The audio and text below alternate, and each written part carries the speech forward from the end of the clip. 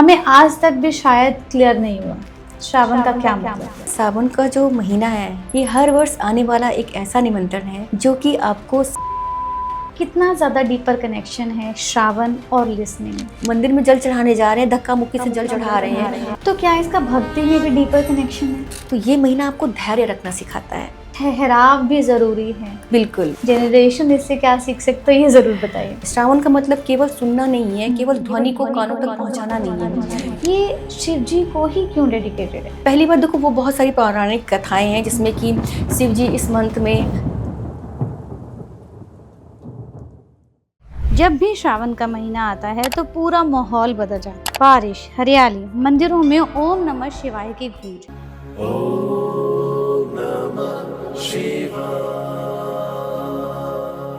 और कांवड़ यात्रा, पूरा देश जैसे भक्ति के ही रंग में रंग जाता है। लेकिन क्या श्रावण सिर्फ भगवान शिव की पूजा और व्रत का ही महीना है, या इसके पीछे ऐसा नॉलेज छुपा है जो आज के मॉडर्न लाइफ में भी हमारे माइंड, बॉडी और कॉन्शियसनेस से जुड़ा हुआ है? आज हमारे साथ जुड़ी हैं मंजरी मिश्रा जी, जिनसे हम जानेंगे कि श्रावण का असली रहस्य क्या है। हमारे हिंदू कैलेंडर में सारी ऋतु और हिंदी महीने एक पर्टिकुलर सीक्वेंस में ही क्यों आते हैं, और श्रावण हमें क्या सिखाता है। क्योंकि शायद श्रावण का मतलब सिर्फ शिव जी की पूजा करना नहीं, बल्कि शिव जी की क्वालिटीज को भी अपने अंदर लाना है। तो चलिए इस जर्नी को आज थोड़ा और डीपली समझते हैं। So most welcome to our podcast ma'am. Thank you Tamanna ji, बहुत बहुत धन्यवाद आपका। तो मैम हम शुरुआत करते हैं वहाँ से जहाँ हर चीज़ की शुरुआत हुई है। तो अभी श्रावण महीना चल रहा है, हर जगह शिव जी की ही गूंज सुनाई देती है हमें, हरियाली है, सब जगह पॉजिटिव वाइब्स आ रही हैं। तो जो श्रावण महीना है इसका डीपर मीनिंग क्या है? क्योंकि हमें डीपली इससे कनेक्ट होने का कई बार मौका ही नहीं मिलता, मीनिंग समझ ही नहीं आता। देखिए तमन्ना जी, सबसे पहले तो हमारे श्रोताओं को श्रावण मास की बहुत हार्दिक शुभकामनाएं। देखिए मेरे लिए ना सावन का जो महीना है ये सिर्फ एक महीना नहीं है, ये हर वर्ष आने वाला एक ऐसा निमंत्रण है जो कि आपको संसार के बाहरी शोर से कुछ समय के लिए हटकर अपने भीतर ओर लौटने को कहता है। देखिए आजकल हम लोग बहुत सारी सूचनाएं सुनते हैं, मोबाइल की बातें सुनते हैं, समाचार सुनते हैं, सोशल मीडिया को सुनते हैं और लोगों की राय भी सुनते हैं। लेकिन श्रावण हमें ये याद दिलाने आता है कि क्या हम अपने अंतर्मन की आवाज़ भी सुन पा रहे हैं या नहीं सुन पा रहे हैं। यही याद दिलाने हमें श्रावण आता है। इससे लिसनिंग का कितना ज़्यादा डीपर कनेक्शन है श्रावण और लिसनिंग? देखिए श्रावण का जो शाब्दिक अर्थ है, बेसिकली हमारी जो भारतीय परंपरा है ना, उसमें कोई भी शब्द ऐसा नहीं है जो दर्शन ना लेकर आता हो। अगर जैसे श्रावण का जो शब्द है वो संस्कृत के श्रु नामक धातु से मिलकर बना हुआ है, जिसका क्या अर्थ होता है सुनना, श्रुति। लेकिन जो हमारा सनातन धर्म है वो जो शब्द है उसका डीपर मतलब लेता है। श्रावण का मतलब केवल सुनना नहीं है, केवल ध्वनि को कानों तक पहुंचाना नहीं है। इसका मतलब ये है कि आप ध्यान से सुनो, मन से सुनो, हृदय से सुनो और फिर उस सत्य को अपने भीतर तक लेके जाओ। अगर आपने देखा होगा ना, तो ज्ञान प्राप्ति का भी सबसे पहला जो चरण होता है वो श्रावण ही होता है। क्योंकि जो ज्ञान प्राप्ति की जो हम नॉलेज गेन करते हैं उसकी जो पहली प्रोसेस होती है उसमें सबसे पहला आता है चरण श्रवण आता है, फिर उसके बाद मनन आता है, फिर आता है निधिध्यासन। मतलब सबसे पहले हमें सुनना है, फिर उस पर विचार करना है, उसके बाद उस अनुभव को अपने जीवन में उतार लेना है। तो ये एक ज्ञान की पूरी प्रक्रिया है जो कि सबसे पहले कहाँ से स्टार्ट होती है? श्रवण से। तो इट्स वेरी इम्पोर्टेंट, क्योंकि सुनना हमारे लिए इसीलिए बहुत इम्पोर्टेंट बताया गया है जी। तो श्रावण से जस्ट पहले गुरु पूर्णिमा आती है, तो इसके बारे में ज़रूर बताइए। देखिए बहुत ही ब्यूटीफुल क्वेश्चन है। देखिए हमारी जो भी गुरु पूर्णिमा पहले आती है आषाढ़ मास में, तो वो सबसे पहले हमें झुकना सिखाती है, अपने अहंकार को कम करना सिखाती, विनम्र बनना सिखाती है गुरु पूर्णिमा। क्योंकि जब हम विनम्र बनेंगे तभी हम कुछ ग्रहण कर सकते हैं। जब पात्र खाली होता है तभी उसे भरा जा सकता है ना? तो जब तक हम विनम्र नहीं होंगे तब तक हम गुरु को सुनने को तैयार नहीं होंगे। तो इसलिए सबसे पहले देखिए भारतीय परंपराओं में जो उन्होंने हमारा जो भारतीय कैलेंडर बनाया है, पांचांग बनाया है, भारतीय पंचांग, वो बहुत ही ब्यूटीफुली, बहुत ही सुंदर तरीके से बनाया गया है, जिसमें एक मानव चेतना का विकास का एक पाठ्यक्रम की तरह तैयार किया गया है। तो इसमें सबसे पहले हम जब आते हैं गुरु पूर्णिमा को देखते हैं, तो पहले हमें गुरु पूर्णिमा में झुकना सिखाया जाता है और अपना अहंकार खत्म करना सिखाया जाता है।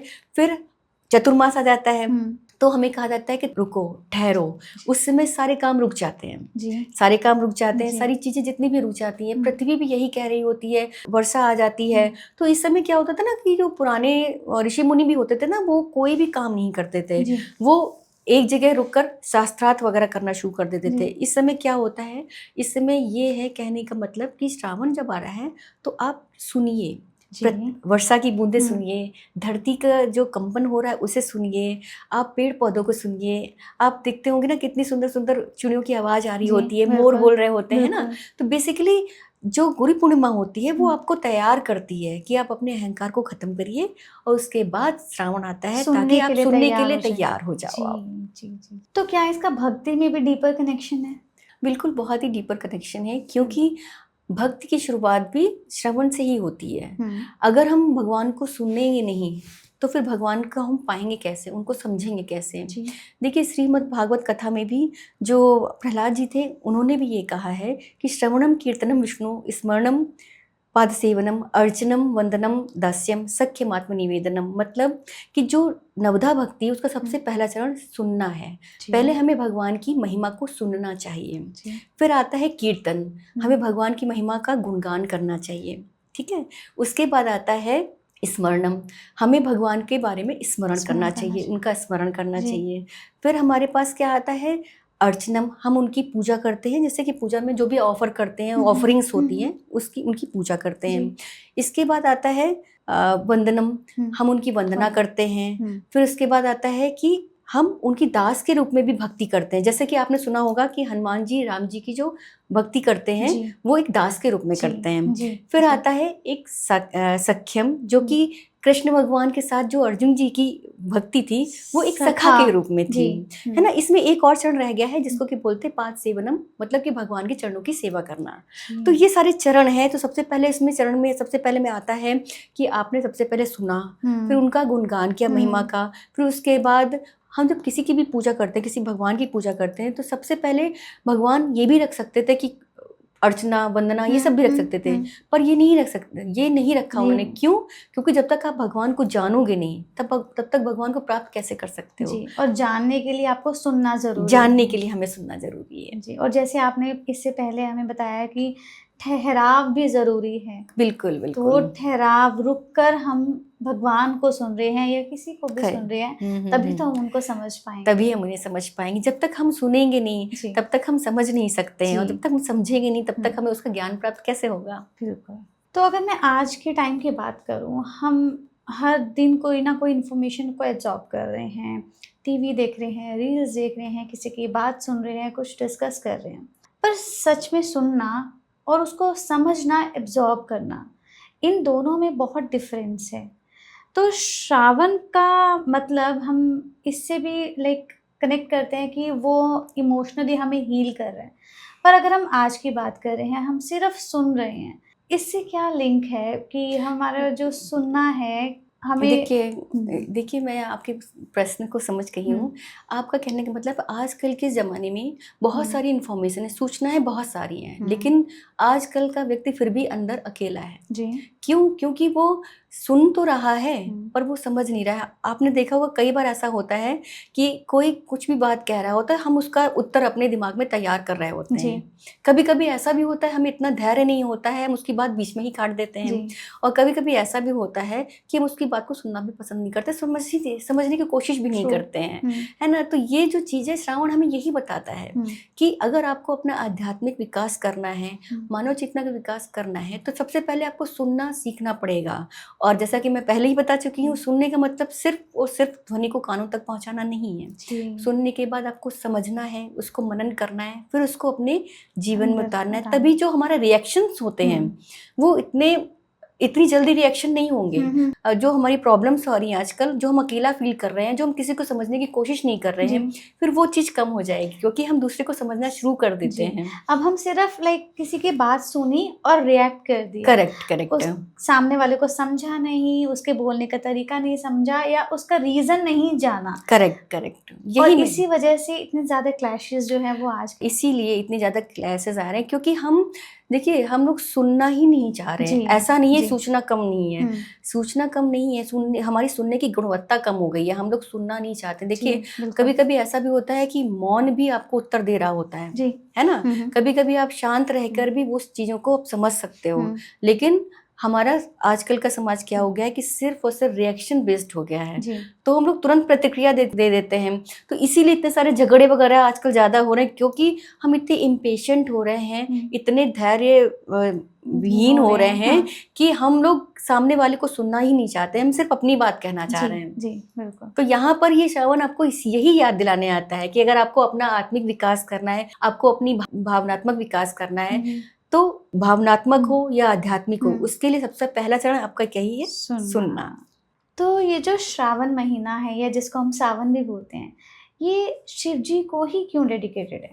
देखिए अभी जो भी आपने प्रश्न पूछा, ये बहुत ही ब्यूटीफुल क्वेश्चन है। अगर इसका अर्थ हम समझ जाते हैं तो हमारी आधी सावन की जो रहस्य है वही खत्म हो जाता है।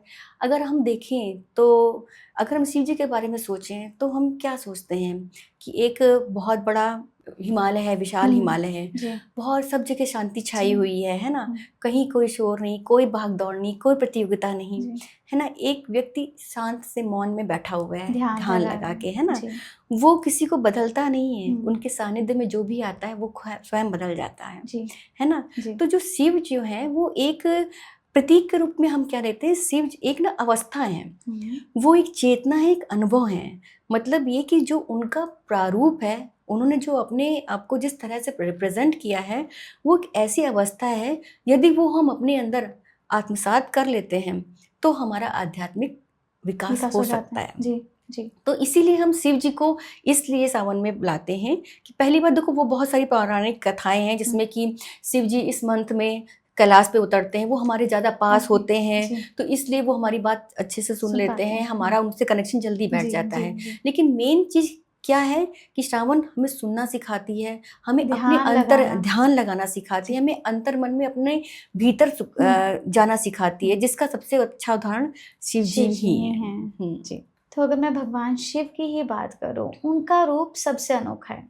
गंगा है, चंद्र है, डमरू है, भस्म है, तिलक है, त्रिशूल है, सबसे अलग। तो ये सब क्या कुछ मीनिंग क्रिएट करते हैं या सिर्फ अलंकार है? देखिए भारतीय परंपरा में कोई भी चीज़ सिर्फ और सिर्फ सजावट के लिए नहीं यूज़ करी गई है। तो अगर हम भगवान की जटाएं देखते हैं तो वो जटाएं बेसिकली एक अनुशासन का प्रतीक होती हैं। जब हमारा मन भटकाव से खत्म हो जाता है, जब हमारा मन भटकना बंद कर देता है, तो क्या होता है, ऊर्जा हमारी बिखरती नहीं है, वो संगठित हो जाती है। ठीक है। तो इसीलिए जो शिव जी की जटाएं उनका इतना बड़ा प्रतीक माना गया है। इसी तरह से जो गंगा है, गंगा को ज्ञान का प्रवाह माना गया है। और ये भी कहानी आपने सुनी ही होगी कि गंगा अगर केवल सीधे हमारी पृथ्वी पर उतरती तो पूरी सृष्टि नष्ट हो जाती है ना।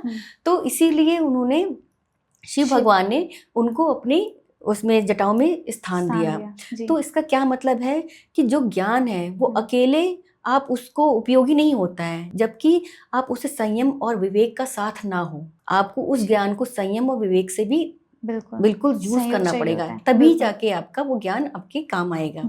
इसी तरह से जो सर्प है, अब सभी लोग कहते हैं कि सर्प से सबको बहुत भय लगता है ना। कोई भी सर्प को तो धारण नहीं कर पाएगा, नहीं जाता है ना। लेकिन उन्होंने उसको भी अपने गले में धारण किया हुआ है, गले में धारण किया हुआ है। तो उसका बेसिकली मतलब ये है कि देखिए जो योगी होता है वो सब कुछ साध सकता है, उसके अंदर इतनी पावर होती है। और जो भय होता है, भय को हम खत्म नहीं कर सकते हैं, लेकिन उसको हम समझ के उसका रूप तो रूपांतरित कर सकते हैं, उसको ट्रांसफॉर्म कर सकते हैं। तो इसीलिए ये उसका प्रतीक है कि अगर आपको कोई भय है या कोई भी आपकी ऐसी भावनाएं हैं जिससे कि आपको डर लग रहा है, तो आप वो चीज़ तो वहीं पे रहेगी, ठीक है, उसको खत्म तो नहीं कर पाओगे, लेकिन ट्राई टू अंडरस्टैंड दैट और उसको ट्रांसफॉर्म दैट, उसको समझकर उससे ट्रांसफॉर्म करने के लिए ये हमें बताता है जो उनका सर्प है उनके गले में।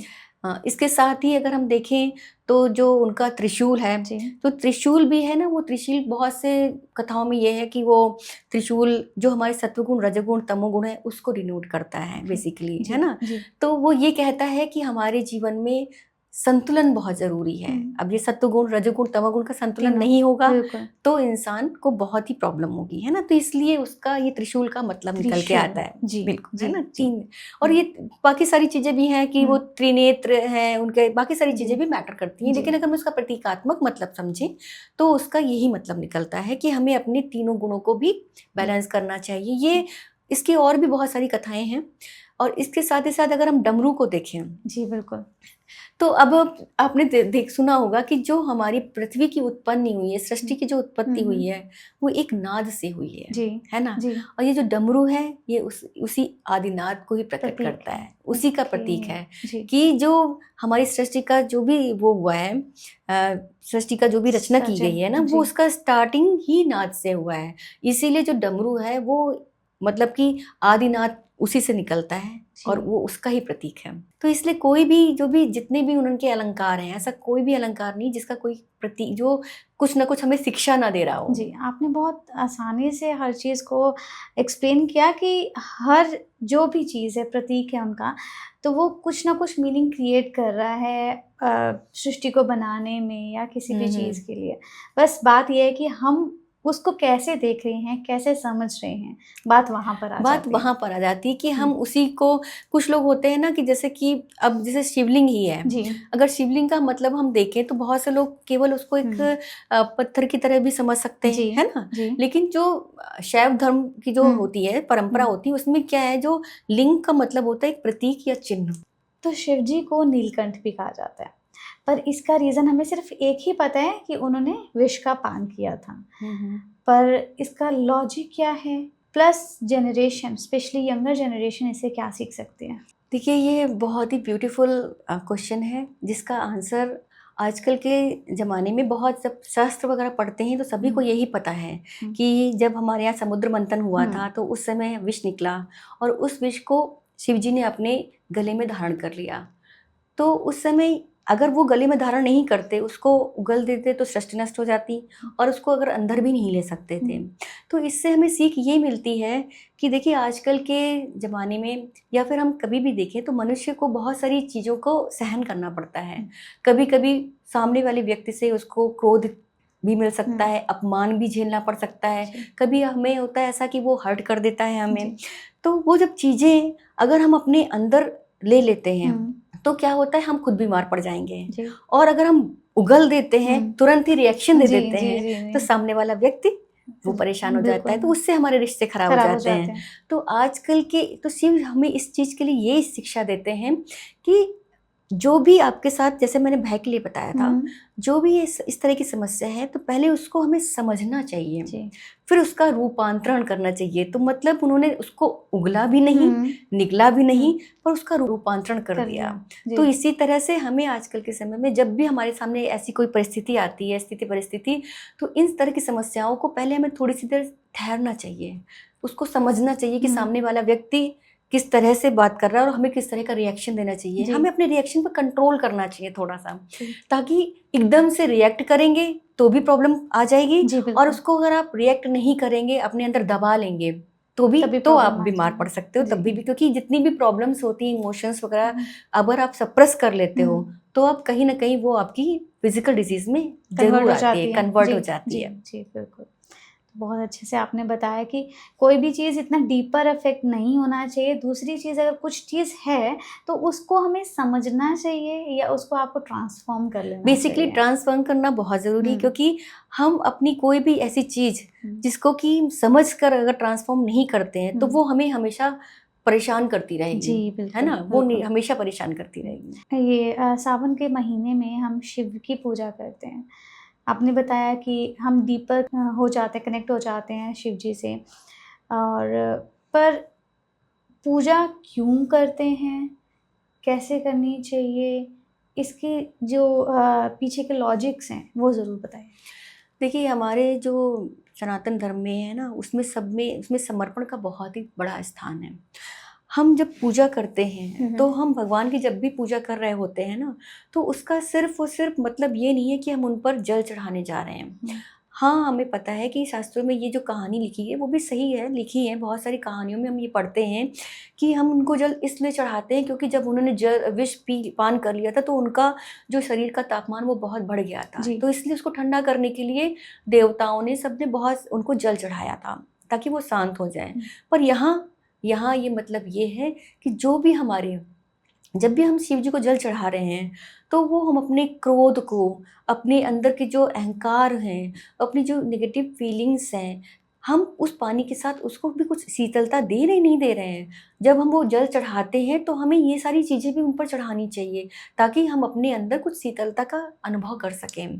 तो जब चाहे हम दूध चढ़ा रहे हों तो या हम जल चढ़ा रहे हों, तो उन सब के साथ हमें अपनी इन सब चीज़ों को भी, नेगेटिव फीलिंग्स को भी चढ़ाना चाहिए। बेसिकली वो मतलब यही है कि हम कुछ भी लेकर जाएं समर्पण में। शिव जी हैं, वो शिव जी बेसिकली नेगेटिविटी पॉजिटिविटी दोनों को ही बताते हैं। मतलब डिवोट कर देना है अपने अंदर सब कुछ जो है वो भगवान को ही निछावर कर देना चाहिए। भगवान को देखिए, शिव जी एक ऐसे हैं भगवान जो आप वो धतूरा भी एक्सेप्ट करते हैं, वो विश भी एक्सेप्ट, वो सब कुछ एक्सेप्ट करते हैं। तो आपकी जितनी भी नेगेटिव फीलिंग्स हैं, हमें साथ के साथ पानी, जब हम जल चढ़ा रहे हैं तो हमें ये भी सोचना चाहिए कि हम अपने अहंकार को चढ़ा रहे हैं, हम क्रोध को चढ़ा रहे हैं, तब इसका मतलब जरूर से सही होगा। क्योंकि ये जो जितने भी अनुष्ठान बनाए गए हैं ना, वो हमारे बाहरी वातावरण को सही करने के लिए बनाए गए हैं। और ये जो हमारी जो ये सब प्रोसेस है, जो भीतर से जितने भी हम कर्म करते हैं, वो हमारे आंतरिक विकास के लिए बहुत जरूरी है। तो हम लोग क्या करते हैं, वीडियोस पॉडकास्ट देख के या किसी की बात सुन के कि जल चढ़ाओ, दूध चढ़ाओ या कुछ भी धतूरा चढ़ाओ या बेलपत्र चढ़ाओ, बस सुन के कर देना है। पर उसके पीछे का लॉजिक नहीं समझ रहे हैं, खुद को डिवोट नहीं कर रहे हैं, या जो भी नेगेटिव या पॉजिटिव फीलिंग्स हैं उसको पास ऑन नहीं कर रहे हैं। तो देखिए, आप खुद सोचिए, जैसे कि हमारे यहाँ अनुष्ठान इतने सारे बनाए गए हैं, सबके पर्पस हैं, ठीक है। क्योंकि आपका, जैसे सपोज आपका जो शरीर है बाहर से स्वस्थ है, अगर अंदर से वो बीमार है तब भी आप बाहर से स्वस्थ नहीं दिखोगे, है ना। तो ये जितने भी अनुष्ठान बनाए गए हैं वो इसीलिए बनाए गए हैं ताकि आपको समर्पण की फीलिंग आए। अब अगर आप अनुष्ठान कर रहे हैं लेकिन आप मंदिर में जल चढ़ाने जा रहे हैं, धक्का मुक्की से जल चढ़ा रहे हैं, आपके दिमाग में किसी के लिए ईर्ष्या है, क्रोध आ गया है, अपमान आ गया है, तो वो आपका अंतर्मन तो शुद्ध नहीं हुआ, है ना। तो वो शुद्ध नहीं हुआ, तो ऐसे अनुष्ठान करने से आपको कोई फायदा नहीं होगा। तो ये साधना क्या होती है? साधना अब जब आप करते हो तो बाहरी अनुष्ठान के साथ साथ आपको अपने अंतर्मन पर भी काम करना पड़ेगा, तभी जाके साधना पूरी होती है। तो स्पेशली ये सावन महीने में ऐसा नहीं कि हमें सिर्फ शिव जी की पूजा ही करनी है, पर फोकस क्या है, उनकी क्वालिटीज को एब्जॉर्ब करो, समझो, अपने अंदर चेंजेस लाओ, उस पर ज़्यादा फोकस। बेसिकली जो हमारे मैंने जैसा कि पहले भी बताया था कि जो भारतीय जो परंपरा में जो हमारा कैलेंडर बनाया गया है, पांचांग बनाया गया है, उसका एक प्रोसेस ही है। आप ये देखिए, शिव जी के गुणों को हम अगर इस समय आत्मसात करते हैं तो हम क्या सीख रहे होते हैं? ध्यान करना, मनन करना, आत्मिक विकास, अंतर्मन की बात सुनना, जो कि हमारे मानव चेतना के विकास के लिए बहुत ही जरूरी है। तो सावन में हमने शिव जी की पूजा की, इसके कुछ दिन बाद उनके पुत्र गणेश जी की पूजा हम करते हैं, फिर कुछ टाइम बाद नवरात्रे आ जाते हैं। तो क्या इसका भी कुछ लॉजिक है, सीक्वेंस है, कुछ साइकिल है? हाँ, देखिए, मतलब अगर मैं ये साइकिल आपको समझा पाई तो मुझे लगेगा कि शायद में मैंने कुछ आपसे संवाद किया है। क्योंकि अगर आप देखें, हम भारतीय पंचांग में जो भी एक ऋतु आती है, जब कोई भी महीना आता है ना, वो एक चेतना के विकास का पाठ्यक्रम की तरह होता है। मतलब हमारे जितने भी पूर्वज वगैरह थे, उन्होंने जो भी हमारी ये सब चीज़ बताई है, आपको श्रावण नक्षत्र के बारे में भी पता होगा। ये श्रावण नक्षत्र में ये जो चीज़ें आती, इससे पहले आता है श्रावण का जो महीने से पहले आता है आषाढ़ का महीना। तो उसमें हम क्या करते हैं, ये पूरी एक सीक्वेंस चल रही है ताकि चेतना का विकास हो सके। तो क्या सबसे पहले आता है आषाढ़। आषाढ़ में क्या होगा, हम गुरु पूर्णिमा आती है, हम गुरु पूर्णिमा में अपने आप को सरेंडर करना सीखते हैं, अपने अहंकार को खत्म करना सीखते हैं और विनय अपने अंदर लेकर आते हैं। हमारा जब पात्र खाली होता है तभी वो भर पाएगा, इसलिए हम आषाढ़ में ये करते हैं। उसके ठीक बाद देवसैनी एकादशी आ जाती है, जिसमें कि आपने कथा भी सुनी होगी कि विष्णु भगवान सैया पे सो जाते हैं, है ना। तो इसका मतलब हम ये नहीं है हमें कि हमें सो जाना है, इसका मतलब ये है कि प्रकृति आपसे ये कह रही है कि थोड़ा ठहरो, पॉज लो। थोड़ा पॉज लो, जी। रुको। जी। हमेशा भागना ही आपकी प्रगति नहीं है, कभी कभी रुकना भी आपका विकास हो सकता है ना। कभी कभी हमेशा बोलना ही जरूरी नहीं, कभी आत्मचिंतन भी करो आप, ताकि आपका विकास हो सके। बिल्कुल। उसके बाद आप श्रावण आता है, श्रावण में आपको सुनने के लिए बताया जाता है कि आप गुरु के ज्ञान को सुनिए, उसे समझिए। लेकिन जब उसके बाद ये जो श्रावण के महीने के बाद तुरंत आता है भादो, भादो का महीना। भादो के महीने में हमारे गणेश जी आ जाते हैं। अब वो किस चीज का प्रतीक है? देखिए, गणेश जी का स्वरूप अगर आप समझते हैं ना, तो गणेश जी के 2 बड़े बड़े कान हैं। तो उन्होंने भी यही कहा है कि ज्ञान प्राप्त करने के लिए जो कान है, सुनो, ज्यादा से ज्यादा सुनो, है ना। उनकी आंखें हैं छोटी छोटी सी आंखें, तो वो ये कहते हैं अपना ध्यान को हमेशा केंद्रित रखो, ठीक है, ध्यान को केंद्रित रखो। और उनका जो मस्तक है वो काफी बड़ा, तो इसका मतलब ये है कि सुनो और समझो ज्यादा। जी। और उनका मुंह जो है बहुत छोटा सा, मतलब ये बोलो कम सुनो ज्यादा, है ना। तो ये आपका जो भादो का महीना आता है, तो वो अब हमें देखिए एक साथ धीरे धीरे सीक्वेंस बढ़ रहा है ना। भादो का महीना आ रहा है, तो समझ लिया, पहले आपने समर्पण किया, फिर आपने सुना, फिर आपने उसको समझा, है ना। इसके बाद आ जाता है कुंवार, ठीक है। अब कुंवार का महीना होता है, वो उसमें जब हमने ज्ञान को प्राप्त किया, अब हमने पहले सरेंडर किया, फिर ज्ञान को सुना, फिर उसको समझा। अब हमारे अंदर ज्ञान प्राप्त हो गया, तो हमें अपनी शक्ति को भी जागृत करना पड़ेगा ना, क्योंकि हमें ज्ञान प्राप्त हो गया है, अब हमें शक्ति को जागृत करना पड़ेगा। तो हर जगह आपको कुंवार के महीने में देवी माँ की धूम सुनाई पड़ेगी, हर समय हर जगह देवी माँ की धूम सुनाई पड़ेगी। तो इसका मतलब ये हुआ कि अब अपनी शक्ति को जागृत करिए आप। आपका विकास तभी संभव है जब आप अब अपनी शक्ति को जागृत करेंगे। अब उसके बाद क्या होता है, आपका महीना आता है कौन सा? कार्तिक का महीना। अब जब कार्तिक का महीना, जब आपने सरेंडर कर लिया, फिर आपने सुना, फिर आपने ज्ञान को समझा, फिर आपने अंदर अपनी शक्ति को एक्टिवेट किया, उसके बाद वो आपकी शक्ति जो होती है वो आपके अंदर प्रकाश को फैलाएगी, और हमारा प्रकाशोत्सव आ जाता है, दीपावली आ जाती है। जी बिल्कुल, प्रकाशोत्सव आ जाता है उसी समय। तो यानी कि आप अंदर ही, केवल बाहरी दीपक मत जलाइए, आप अपने अंदर भी दीपक जलाइए। जैसे नहीं होता है कि दीपावली में हम घर की सफाई करते हैं, और आप अपने मन की भी शुद्धि करिए, अपने मन के अंदर भी दीपक जलाइए, उस दीपक की तरह जलिए जो कि सब जगह प्रकाश कर रहा है। तो ये प्रकाश आपका आ जाता है। तो यहाँ पर दीपावली आ जाती है, यहाँ पर हमारी लक्ष्मी माँ भी आ जाती हैं। फिर उसके बाद आता है क्या? फिर उसके बाद आता है माघशीर्ष आ जाता है। ये जो महीना होता है, ये महीना में क्या होता है कि जो भगवान कृष्ण है, तो वो ये कहते हैं मासा नाम माघशीर्षो अहम, यानी कि महीनों में जो माघशीर्ष है वो मैं हूँ। मतलब ये कि आपके अंदर पहले आपने सरेंडर किया, फिर आपने सुना, फिर आपने समझा, फिर आपने अपने अंदर शक्ति जागृत की, फिर उसके बाद आपके अंदर प्रकाश आया, आपने प्रकाश में, उसके बाद जब आप यहाँ तक पहुंच गए, तब आपको लगता है कि अब तो मैं सब कुछ जान चुका हूँ, पर मैं हूँ कौन, मुझे क्या करना है आगे, क्या मेरी दिशा होनी चाहिए, क्या मेरा रास्ता होना चाहिए, क्या मेरा उद्देश्य होना चाहिए। तब ये मार्गशीर्ष का आता है जो आपको रास्ता बताता है कि अब आपको करना क्या है। वो आपको ये महीना इस तरह से बताता है आपको कि अब आपको सोचना पड़ेगा कि अब आपको क्या करना है लाइफ में आगे, किस तरह से आता है। और ठीक इसी के बाद हमारी आ जाते हैं पूष का महीना, जिसका मतलब होता है अपने आप को पोषित करिए।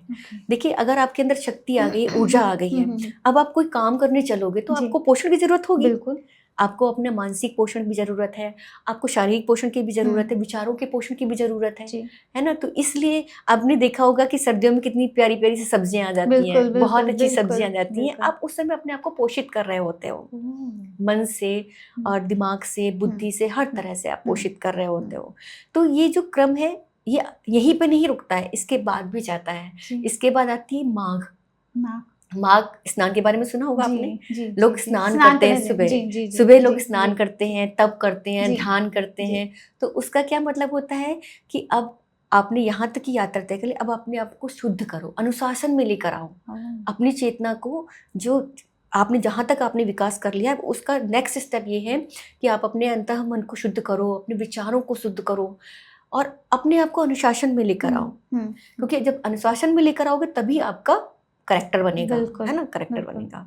उसके बाद फिर क्या आता है? फिर आ जाता है फागुन, ठीक है ना। क्योंकि हमने उसमें रहना, अनुशासन में रहना सीखा। अब ये क्या होता है, भारतीय परंपरा में सिर्फ और सिर्फ ये नहीं है कि आध्यात्म का मतलब सिर्फ ये नहीं है कि आप अनुशासन में रहिए। लेकिन हमारे इसमें ये भी है कि आपको जीवन को जीना भी आना चाहिए, उसमें उल्लास भी होना चाहिए, तो रंग भी होने चाहिए। तो इसलिए जी। हमारी आ जाती है फागुन, जी। जो आपको ये बताता है कि किसी से हमें ईर्ष्या नहीं करनी चाहिए, अपने अपमान को, क्रोध को, सबको, लकड़ियां नहीं जल रही होती जी, हैं हल्का बिल्कुल, दहन में, बिल्कुल, बिल्कुल। वहां अपनी सब चीजों को जलाओ, जितनी भी नेगेटिविटी उनको जलाओ, सबको जला दो। जी। हर्षोल्लास का महीना है, आप दूसरों को माफ करो। अगर माफ नहीं करोगे तो आप मुक्त नहीं हो पाओगे, बिल्कुल। मुक्त नहीं हो पाओगे तो आप ग्रो नहीं कर पाओगे। वाओ!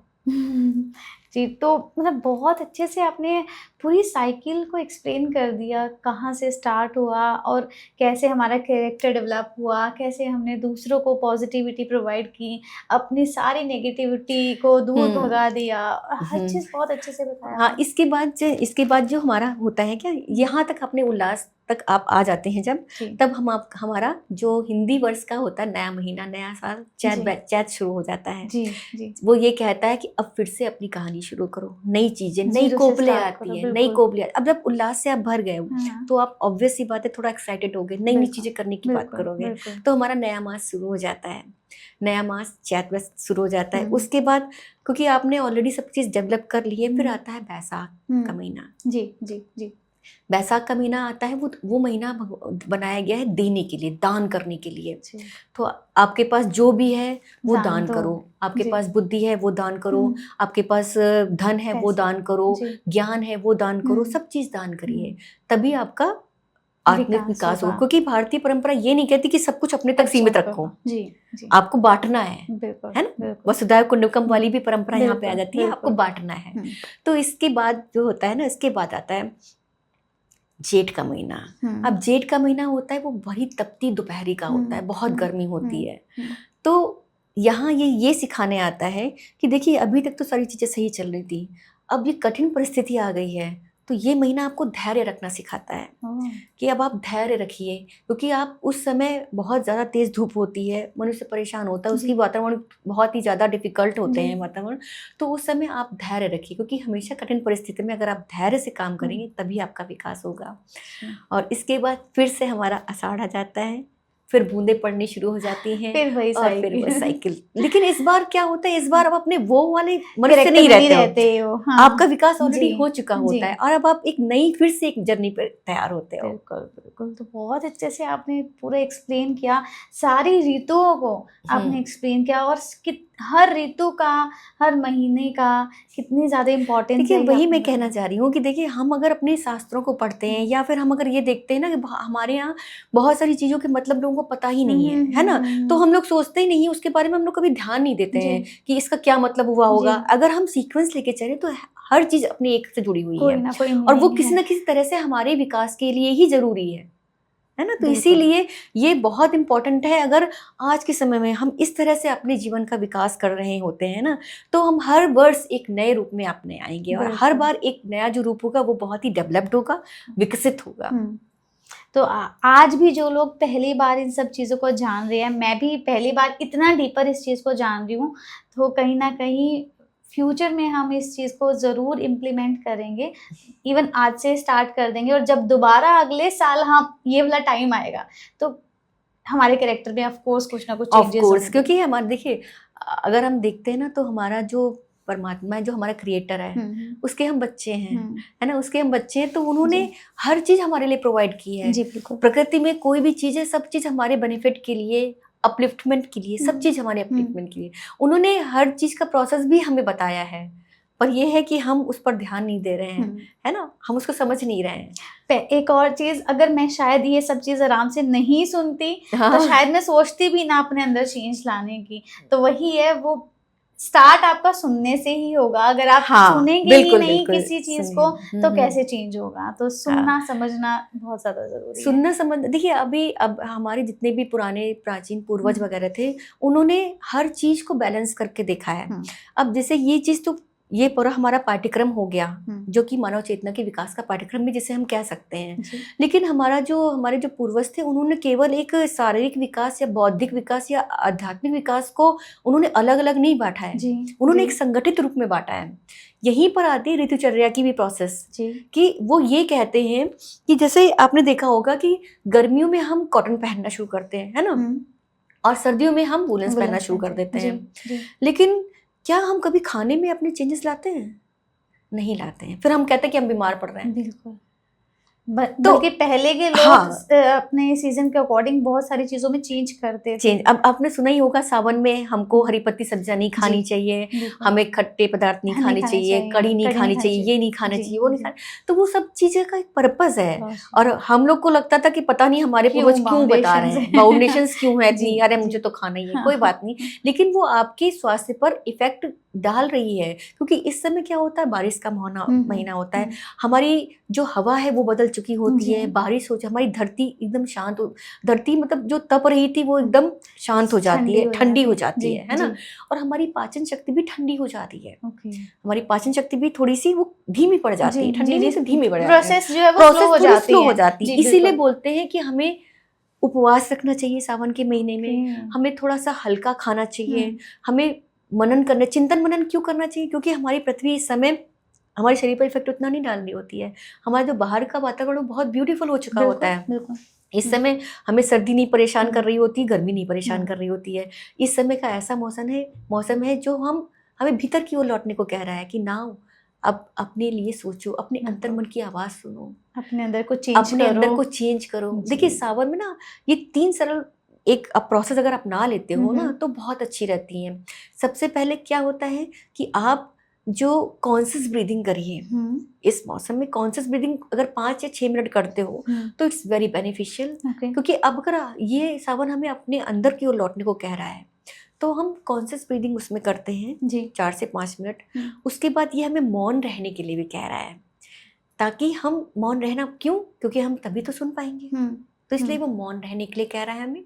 और सबसे आखिरी में ये हमें प्रकृति के साथ रहने के लिए बोल रहा है, क्योंकि इस समय प्रकृति बहुत सुंदर हो जाती है, बहुत ब्यूटीफुल हो जाती है। आप वर्षा की बूंदों को सुनिए, वर्षा को सुनिए, मोर की आवाज़ सुनिए, चिड़ियों की आवाज़ सुनिए। तो ये अगर प्रोसेस आप करते हो इस समय, तो आप देखिए शिव जी के कितने करीब पहुंच जाते हो, आप खुद इंटरनली कितना ज़्यादा हील हो जाते हो, कितने हील होते हो, और आप खुद ही स्वयं शिवत्व को प्राप्त करने की कोशिश कर रहे हो। आपको वो शिव तत्व जो आपके अंदर है उसको आपको जागृत करना है इस समय। इसीलिए शिव जी का महत्व इस वाले महीने में ज़्यादा है, क्योंकि ये जो महीना है आपको इसमें श्रवण करना चाहिए, मनन करना चाहिए, ध्यान करना चाहिए, अपनी वो जो ब्रीदिंग है टेक्निक्स उन पर सब पर वर्क करना चाहिए, ताकि आप अपनी चेतना का विकास कर सको। वाह, बहुत अच्छे से आपने हर चीज़ को एक्सप्लेन किया कि क्यों ये सब चीज़ें इम्पोर्टेंट है, या क्यों अगर हमारे बड़े बुजुर्ग ने कुछ कहा है तो वो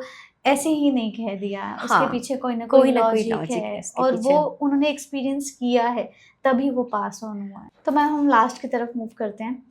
तो लास्ट में आप हमारी ऑडियंस को क्या बोलना चाहेंगे, 2-3 चीज़ें सावन के बारे में, अपनी हैबिट्स चेंज करने के लिए क्या बताएंगे?